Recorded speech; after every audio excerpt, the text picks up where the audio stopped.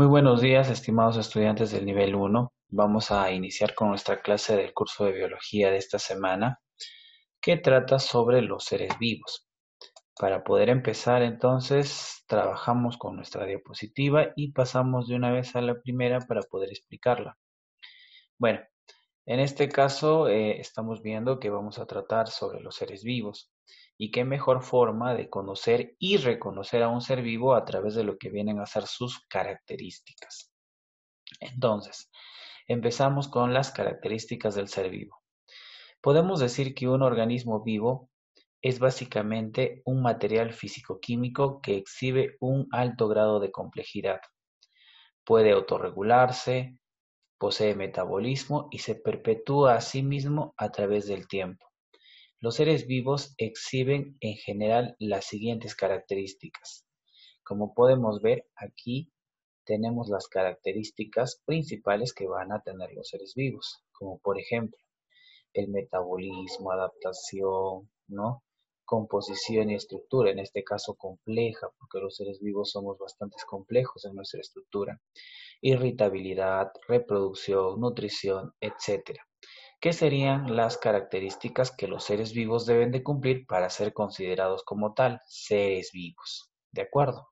Entonces empecemos a enumerar uno por uno a estas características de los seres vivos. ¿De acuerdo?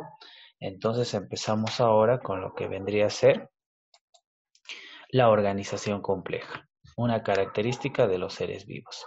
A ver, ¿qué podríamos mencionar?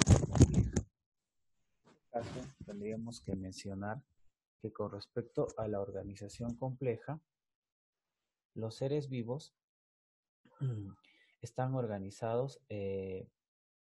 La organización es una característica muy común de la vida. Un ser viviente es el producto de una organización precisa que puede apreciarse en varios niveles. Por ejemplo, podemos ver que el ser vivo se puede organizar desde el nivel más básico, que en este caso sería el nivel subatómico, ¿no? Donde están los electrones, protones, etcétera. Luego formarán el nivel atómico. El conjunto de átomos, por ejemplo, al combinarse pueden formar el nivel molecular. El nivel molecular, pues encontramos al agua, las proteínas, etcétera. Al agruparse al nivel molecular puede formar las células, que serían la unidad de la vida, como podemos observar aquí estamos señalando. Ahora, el conjunto de células pueden formar el nivel tejido, ¿no? Como el tejido óseo, tejido cartilaginoso, sanguíneo, tejido epitelial, etcétera. Luego, el tejido epitelial, el tejido conjuntivo, tejido muscular, etcétera, se pueden agrupar y pueden formar órganos. Entonces pasaríamos al nivel orgánico. Y al agruparse órganos, pues pueden formar el nivel sistema, como el sistema muscular, el sistema nervioso, el aparato digestivo, aparato respiratorio, etcétera. Y el conjunto de sistemas y aparatos, ¿no? Pues van a formar el conjunto de sistemas y aparatos lo que vendría sería un organismo viviente. ¿De acuerdo? Entonces, como podemos ver, así como este individuo, esta persona, está pues formado por varios niveles, ¿no? También podemos mencionar que así como una persona, ¿no? En este caso la señorita, por ejemplo, ¿no? Podemos encontrar que todos los seres vivos pues contamos con esta organización bastante compleja e inclusive hasta las bacterias que son unicelulares estarían formados por nivel subatómico, atómico, molecular y se llegaría al nivel celular, donde esas bacterias son unicelulares. Ya no tendrían los demás niveles, pero sí tendrían estos primeros. ¿Correcto? Muy bien, pasamos a la siguiente característica.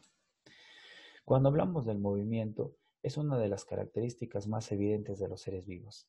Comprende el movimiento del organismo y que sirven para desplazarse de un lugar a otro. Por ejemplo, miren, este es un guepardo. Este guepardo ahorita está corriendo para poder capturar su presa y poder alimentarse. ¿Ves? Allá, pero todos los seres vivos tienen movimiento. Profesor, ¿y un árbol que está fijo, ¿no? Que tiene su raíz en el suelo, tendrá movimiento? A ver, esta pregunta seguramente muchos de ustedes se debe de hacer, pero justamente tendríamos que entender que hasta los árboles tienen movimiento. Y muchos dirán, sí, profesor, cuando sopla el viento se mueven las ramas. Y en realidad ese es un movimiento, pero provocado por un factor externo, que en este caso sería el viento. Pero en este caso podríamos hablar de que las plantas pueden tener movimiento como los tropismos. ¿Qué son los tropismos? Movimientos que realizan los seres vegetales y que están asociados con el crecimiento. Por ejemplo, las plantas tienen, en este caso las hojas y los tallos, fototropismo positivo, porque crecen en búsqueda de la luz. Foto, luz. Tropismo, crecimiento con crecimiento y movimiento. Crecen y se mueven a favor de la luz. ¿De acuerdo? ¿Ya? En cambio, la raíz, ¿no? Que se entierra, se esconde más bien de la luz, sería que tiene fototropismo negativo. Se dan cuenta. La raíz, por ejemplo, se entierra buscando agua, entonces tendría un hidrotropismo positivo porque está buscando el agua, ¿correcto? Y así como estos, también hay otros tipos de movimientos. Por ejemplo, tendríamos lo que vendrían a ser las nastias. Ustedes conocen la resentida, una plantita que ni bien le tocas, empieza a mover sus hojitas y a cerrarlas, ¿no? A juntarlas todas. Pues a este tipo de movimiento que es producido por un efecto mecánico, o sea, cuando lo tocamos, pues se le denomina nastia. ¿Correcto? Muy bien. Entonces, así como tenemos lo que viene a ser el movimiento, también tenemos la irritabilidad y coordinación. Es la capacidad de los seres vivos para responder de un modo determinado a cambios, conocidos como estímulos provenientes de su medio interno o externo.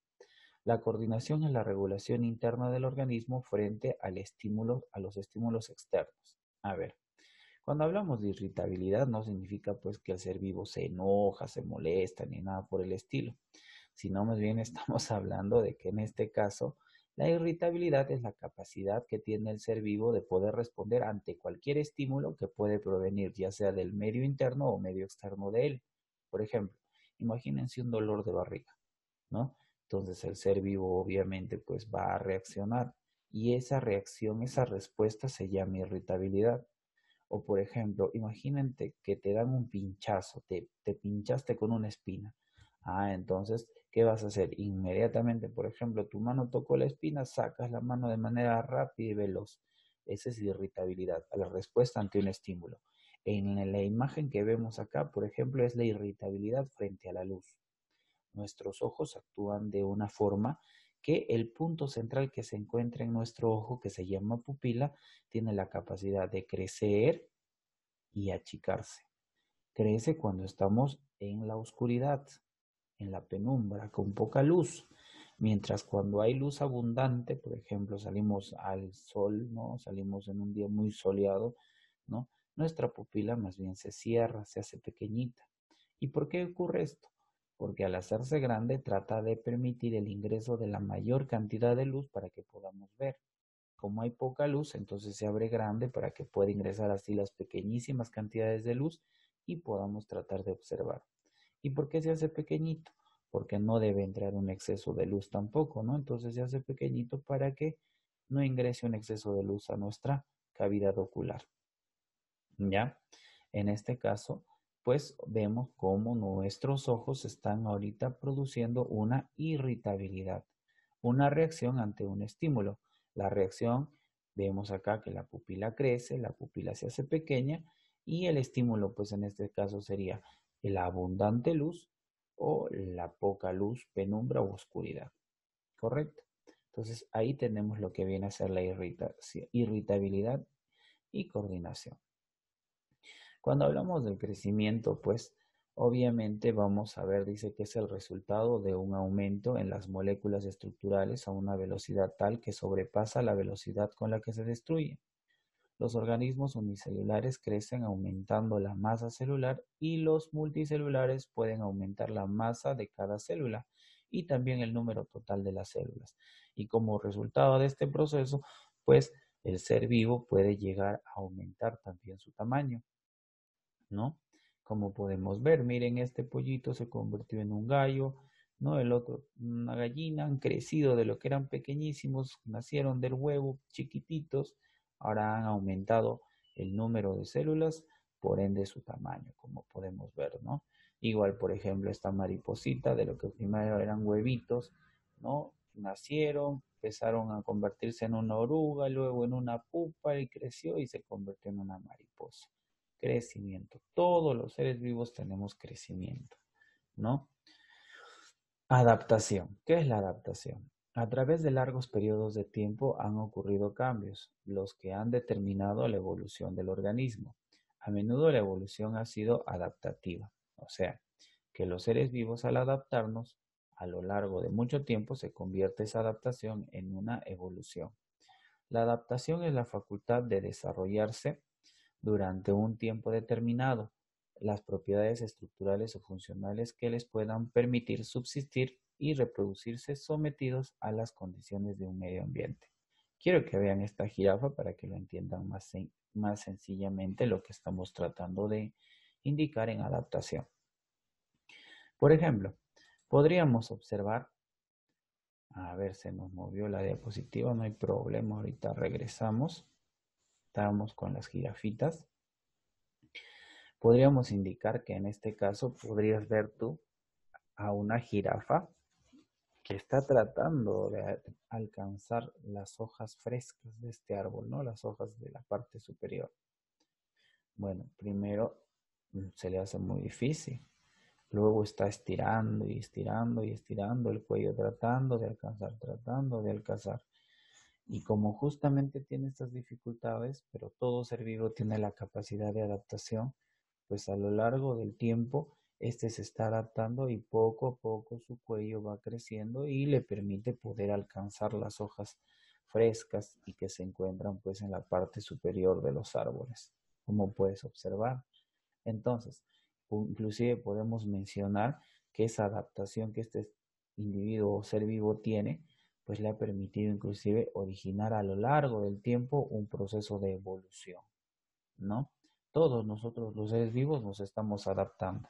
Por ejemplo, ¿qué pasa si nosotros que vivimos en Tarma, por ejemplo, nos vamos a una ciudad donde hace mucho calor?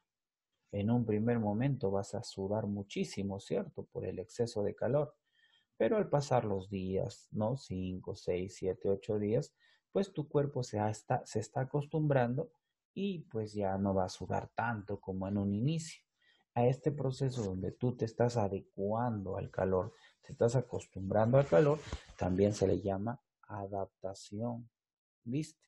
Y a lo largo de mucho tiempo, pues esa adaptación genera procesos de evolución.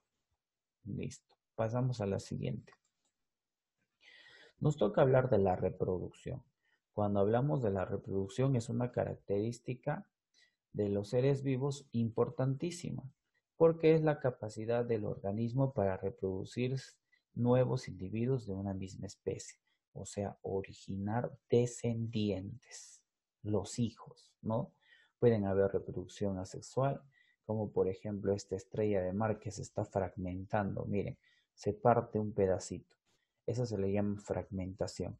Y al fragmentarse de este pequeño pedacito se va a formar una nueva estrella de mar. Esa es una reproducción asexual cuando solo es necesario un progenitor, un solo progenitor. ¿Mm? Por ejemplo, vemos esta hidra marina. Esta hidra marina le empieza a aparecer un bultito. Ese bultito se le llama gema, ¿ya? Y esa gema, por ejemplo, miren, o está empezando ya a formarse una nueva hidra pequeñísima. Finalmente esa gema se desprende y ya originó otro nuevo ser vivo. Ese proceso de reproducción se le llama gemación. ¿Viste? Asexual, hay un solo progenitor. Y la reproducción sexual se necesitan dos progenitores, pues no, de sexos complementarios, como el macho y la hembra, cada uno produce una célula reproductiva que al combinarse pues pueden originar un nuevo ser vivo. ¿De acuerdo? Muy bien. Entonces, todos los seres vivos tienen la capacidad de poder reproducirse y originar descendientes, sus hijos, ¿no? Si no existiera esta característica, pues el ser vivo inclusive terminaría por desaparecer. Pasamos al metabolismo. El metabolismo dice que todas van a ser todas las reacciones químicas que se llevan a cabo en el ser vivo y constituyen justamente procesos que van a garantizar que el ser vivo pueda seguir justamente viviendo, que conserve la vida, ¿no? Que no justamente no perezca, no se muera. Estos procesos metabólicos que comprenden la degradación de los alimentos para obtener energía y el uso de la materia para producir nueva materia viviente, son los responsables del crecimiento, mantenimiento, reparación del organismo. ¿A qué se refiere esto? Pues en nuestro interior están pasando muchos procesos químicos que justamente permiten que nosotros podamos seguir viviendo. Por ejemplo, la respiración, ¿no? El oxígeno ingresa, al ingresar pues llega hasta nuestros pulmones, al ingresar a nuestros pulmones pasa de los pulmones, los alvéolos pulmonares, a la sangre lo lleva a cada célula y cada célula produce su energía utilizando ese oxígeno. ¿Ves? Entonces, todos esos procesos que ocurren para que la célula pueda producir su propia energía con el oxígeno que estamos respirando se llama metabolismo. O cuando la planta, por ejemplo, va a absorber la energía luminosa, con esa energía luminosa, al absorber el agua, dióxido de carbono en las hojas, se van a producir procesos como la fotosíntesis. Y esos procesos van a ser reacciones químicas que justamente forman parte del metabolismo porque está garantizando que la planta pueda seguir existiendo, ¿correcto? Entonces, todos los procesos y reacciones químicas que ocurren en nuestro interior y que nos garantizan seguir vivos, fabricar nuestra energía para poder cumplir todas nuestras funciones, se van a llamar metabolismo. Ahora pasamos a las funciones de los seres vivos, ¿ya? Y cuando hablamos de las funciones de los seres vivos, pues tenemos que hablar primero de la nutrición. La nutrición es un proceso que todos los seres vivos cumplen que les permite justamente el mantenimiento de la vida, ¿no? Seguir vivos, ¿no? Renovar y conservar, ¿no? Lo que vienen a ser sus estructuras, ¿no? Por ejemplo, nosotros, dicho sea de paso, cada eh, aproximadamente un mes renovamos las células de nuestra piel, pero no podríamos renovarlas si no tuviéramos energía y no tuviéramos los nutrientes necesarios para poder fabricar una nueva piel y conservarla. ¿Ven? Entonces la nutrición es importantísima porque nos permite mantener la vida, renovar y conservar todas nuestras estructuras como nuestro tejido de la piel, los músculos, huesos, etcétera. Y aparte de eso, obtener energía para que nuestro organismo pueda cumplir todas sus funciones, como la respiración, la circulación, ¿no? Etcétera. Hay dos tipos de nutrición. La nutrición autótrofa, que lo realizan las plantas, algas, organismos unicelulares como las cianobacterias, que en este tipo de nutrición, pues estos organismos son capaces de producir su propio alimento. Por ejemplo, las plantas a través de la fotosíntesis toman sustancias del medio ambiente como el agua del suelo, el dióxido de carbono del aire, ¿no? Y gracias a la energía luminosa pues lo convierten en una materia orgánica que vendría a ser su alimento que se llamará glucosa. Y aparte de eso también liberan oxígeno a nuestra atmósfera y ese oxígeno a nosotros nos permite respirar. Importantísimo la realización de la fotosíntesis por las plantas, no solamente para ellas, sino para todos los seres vivos, ya que producen el oxígeno que nosotros respiramos. También hay una nutrición heterótrofa. En este caso, pues les corresponde a los animales, a los protozoarios, hongos, en los cuales ellos, al no poder elaborar su propio alimento, se alimentan de otras sustancias. Por ejemplo, vemos este tapir se está comiendo el pastito, o sea, se está comiendo a una plantita y está aprovechando los nutrientes que ésta le va a brindar para que en su organismo, pues, se produzca la energía, se renueven y conserven sus estructuras que le permitirán seguir estando vivo. ¿No? Este, por ejemplo, respira oxígeno, libera dióxido de carbono. Los hongos también son heterótrofos, porque ellos habitualmente absorben los nutrientes de otros seres vivos. Habitualmente, por ejemplo, un honguito puede crecer encima del tronco de un árbol y al crecer encima, pues está absorbiendo los nutrientes que va a tener el tronco de este árbol y se va a alimentar de este. Entonces también podríamos observar que los hongos son heterótrofos. A continuación, vamos a hablar de la función reproducción. Pues esta función reproducción permite pues el mantenimiento de la especie, importantísimo, porque si es que no hubiera esta función, pues los seres vivos desapareceríamos, no imagínense, ya no existiríamos. Pero gracias a la función reproducción, que es de dos tipos, nosotros podemos seguir conservando nuestra especie y generar nuestros descendientes que van a continuar con ella. Los seres humanos, por ejemplo, nuestros hijos serán pues creando otros seres humanos y así sucesivamente a lo largo del tiempo, pues vamos transcurriendo como especie, ¿no? Vamos permaneciendo como especie en nuestro planeta. Tipos de reproducción asexual, un individuo, la multiplicación puede ser, por ejemplo, en este caso a partir de sus células, ¿no? Y puede haber una multiplicación vegetativa, o sea, de una sola célula se pueden producir varias células. Por ejemplo, miren acá, la bipartición. Una célula madre se parte en dos, originando dos células hijas. ¿Ves? La gemación, donde vemos que aquí en este caso, pues una sola progenitora pues le empieza a aparecer un abultamiento que se llama gema, también se le denomina yema. Esta se termina desprendiendo y pues ha originado a una célula hija, ¿no? O la esporulación, donde por ejemplo de una célula madre en su interior se forman pequeñas nuevas células hijas y luego las libera, pues generando una gran cantidad de pequeñas células hijas. O caso contrario, la fragmentación, ¿no? Que habíamos visto también hace un momento. Cuando hablamos de la reproducción sexual, dos gametos de dos progenitores se unen para la fecundación y formar un cigoto. Ese cigoto, también conocido como huevo, será el nuevo individuo que al desarrollarse pues formará, por ejemplo, un embrión, un feto, ¿no? Un bebé, y que este pues crecerá y ya será otro individuo más otro ser vivo, ¿no? Aquí intervienen aparatos reproductores. Por ejemplo, en el caso del aparato reproductor femenino, produce células como el óvulo, ¿no? El aparato reproductor masculino produce células como los espermatozoides y estos al combinarse pueden formar el huevo o cigoto que justamente ya es un nuevo ser vivo que empezará a desarrollarse para transformarse en un embrión, en un feto, en un bebé, etcétera. ¿Correcto? Reproducción sexual se necesitan dos progenitores, mientras que en la reproducción asexual solo se necesitaba un progenitor para originar a los descendientes. Muy bien. La función relación. Los seres vivos se relacionan, dice, ¿no? La función relación permite a los seres vivos detectar los cambios del medio ambiente. Los organismos celulares, por ejemplo, van a relacionarse con la luz, la temperatura, sustancias y buscan un lugar ideal donde poder desarrollarse, ¿no? Por ejemplo, organismos unicelulares como las bacterias, hongos unicelulares, ¿no? Que buscan medios propicios para desarrollarse, como por ejemplo plantas, animales. Por ejemplo, estos son los famosos desintegradores. Cuando una planta o un animal muere, pues van a desintegrarlo, lo van a descomponer, ¿cierto? Luego las plantas, pues obviamente se van a relacionar directamente con la luz para realizar la fotosíntesis, ¿no? Estos se mueven para crecer, crecen a favor de la luz, crecen en búsqueda del agua, etcétera.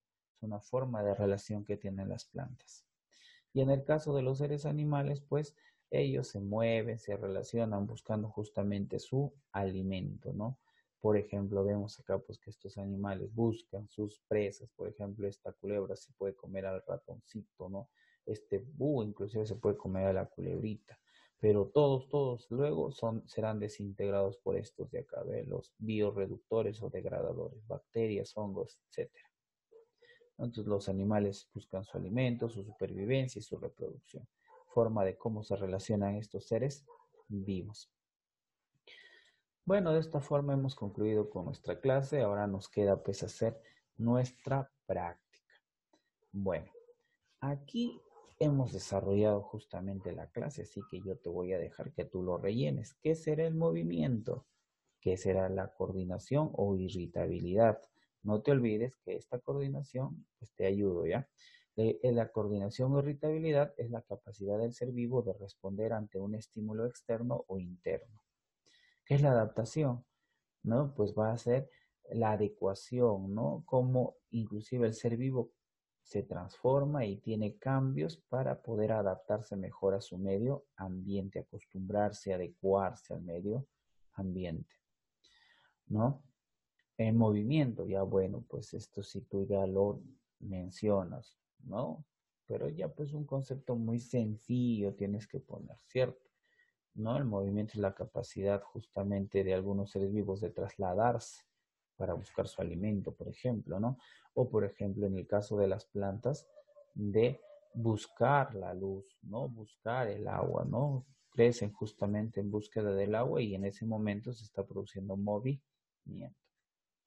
El mapa conceptual, ¿qué es la reproducción? Es la capacidad de poder originar otros seres vivos, ¿no? Los descendientes. Puede ser de dos tipos, sexual y asexual. ¿Qué sería la fragmentación? Es una reproducción asexual en la cual el individuo se rompe o se fragmenta una porción y de esta pequeña porción se forma otro nuevo ser vivo. Y la gemación, es cuando le aparece pues un abultamiento al ser vivo y de ese pequeño bulto que se llama yema se desprende y forma otro nuevo ser vivo. ¿Qué es la reproducción? De nuevo, es la capacidad de poder generar descendientes, ¿no? Capacidad de todos los seres vivos de poder generar nuevos seres vivos o descendientes, ¿no? Que es lo mismo. ¿Qué es el metabolismo? Son todas las reacciones químicas que ocurren en el ser vivo para que pueda producir su energía y seguir manteniendo la vida, ¿no? ¿Cómo se relaciona? Pues en este caso dice las plantas, ¿cómo se relacionaban? Bueno, pues con la luz y se mueven al crecer, por ejemplo, ¿no? Buscando el agua, buscando la luz, etcétera. ¿Cómo se relacionan los animales? Pues se relacionan buscando su alimento, ¿no? Por la supervivencia, la reproducción, etcétera. ¿Y qué es un tropismo? Justo pues en la clase hemos explicado qué son los tropismos, ¿no? Pues va a ser movimiento asociado al crecimiento, como por ejemplo el fototropismo positivo que tienen las hojas y los tallos de las plantas que crecen y se mueven a favor de la luz. Correcto, pasamos a la siguiente. 11 dice. A ver, relacione con una línea. Reproducción sexual. De aquí, ¿quiénes dicen tienen reproducción sexual? Pues los que tendrían sería el ornitorrinco, que es un mamífero, ¿no? Que hay hembra y macho, reproducción sexual. Las arañas también hay hembra y macho, entonces también tendrían reproducción sexual. En cambio, las bacterias es uno solo, no hay hembra y macho, entonces sería reproducción asexual y la estrella de mar tampoco se diferencia, pues hembra y macho, ¿no? Entonces sería reproducción asexual. Entonces, ornitorrinco y araña sexual y estrella de mar y bacteria asexual. Ya tú lo relacionas. 12. La nutrición autótrofa la presenta, a ver, animales, hongos, no. El Homo sapiens, que es el ser humano, ninguno de ellos, ¿no? El único que tiene nutrición autótrofa de todos estos serían las plantas, ¿correcto? Muy bien. A ver, vamos a completar, dice, sobre las características del ser vivo. A ver, dice, células, tejidos, órganos, luego órganos se formará pues aparatos, ¿no? Sistemas, individuos. Entonces, ¿esto qué es? Es la organización compleja. ¿De acuerdo? ¿No? Aumento de masa celular. Cuando aumenta la masa celular, las células crecen, el individuo también crece. Entonces, esto sería el crecimiento. Correr, saltar, ¿no? ¿Qué sería? Movimiento. Produce nuevos individuos. Reproducción, ¿cierto? Reacciones químicas como la degradación del alimento. Reacciones químicas. Esto es metabolismo. Correcto. Desarrollo de estructuras para sobrevivir. Por ejemplo, ¿se acuerdan de la jirafa que su cuello estaba desarrollándose y creciendo? Pues esto se llamaría adaptación. Responde a estímulos. Ya. Cuando el ser vivo responde a estímulos se llama irritabilidad. Pasamos a la siguiente. Dice, interprete el texto, dice. Los hongos parecen plantas porque no se desplazan, pero parecen animales porque se alimentan de materia orgánica. ¿Los hongos son autótrofos o heterótrofos? Los hongos no son capaces de producir su propio alimento, entonces diríamos que en este caso son heterótrofos. ¿De acuerdo? A ver, el otro. En lo que refiere a su alimentación, ¿Qué ventaja tendrá un animal con respecto a un hongo inmóvil? Bueno, pues un animal tiene la ventaja de que se puede desplazar, ¿no? Para encontrar y buscar su alimento. ¿Ya? 15 dice, a ver, escriba verdadero o falso según corresponda. ¿Los tropismos son movimientos de los animales? No, los tropismos son movimientos de los seres vegetales. ¿La fotosíntesis lo realizan los organismos heterótrofos? Falso, la fotosíntesis más bien lo realizan los autótrofos, los que son capaces de poder fabricar su propio alimento, ¿correcto? 16. La es la eliminación de sustancias de desecho. ¿Cómo se llama la eliminación de sustancias de desecho? Bueno, no lo hemos tocado, pero fácil de recordar que este proceso se le llama excreción, ¿no? La excreción es la eliminación de sustancias de desecho que van a realizar los seres vivos. La reproducción participan dos progenitores para formar un cigoto. En este caso estaríamos hablando, si hay dos progenitores, sería la reproducción sexual, ¿cierto? Muy bien. De esta forma hemos terminado con nuestra práctica. No te olvides que la tarea es pues realizar la autoevaluación y por favor no te olvides de desarrollar en tu cuadernito tu resumen, ya sea a través, puedes hacer un resumen pequeño o un organizador para que justamente esté ahí la prueba de que has desarrollado la clase. Muy bien, eso ha sido todo por hoy. Les agradezco por su atención, cuídense mucho y estamos viéndonos en la tarde en nuestro apoyo académico. Sí, gracias. Hasta luego, chicos.